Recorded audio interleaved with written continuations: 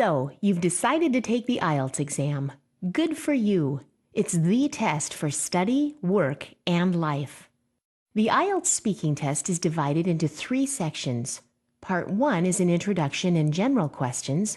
Part 2 is the long turn, and Part 3 is an analytical discussion. Here we look at the criteria of grammatical range and accuracy. Look for the other 3 criteria in other videos.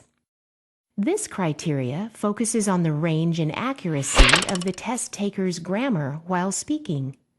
Look for our accompanying downloads for examples of the range of grammatical structure. The range of grammar includes using a variety of complex structures. These are sentences with multiple bits of information. Contrast that to separate, simple sentences with a single piece of information.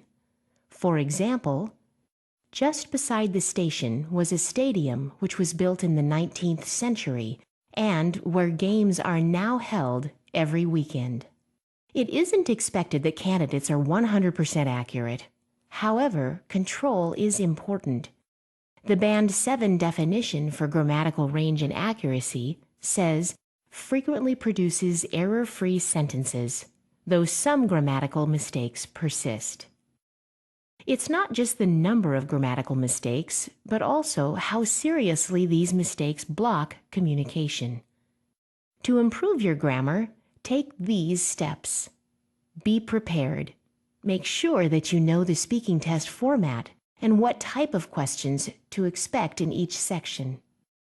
Many tasks in Part 2 of the IELTS speaking test relate to the past, so you most likely use past tenses. Ensure you know the past tenses of common verbs. Some questions in Part 3 ask you to speculate about the future, so use the right tenses in the answers to reflect this. Look out for the British Council's Johnny Grammar apps and videos that can help explain the commonly used tenses for you. Practice. Particularly think about the tenses you use. Ensure these relate to the questions. If the question asked is, "What did you do at work today?" the main word here is did, which is in the past tense, so your answer should be in the past tense too. For example, today I wrote a business brief. Don't worry if you realize you've made a mistake. It's okay to correct yourself. Record yourself speaking and listen to identify errors. IELTS results range from band scores of 1 to 9. However, there are not specific questions for different band scores, and there can't be, as the score isn't assigned until the end of the speaking test. Also, remember there are no quotas for IELTS band scores. Each individual is scored on their own merits.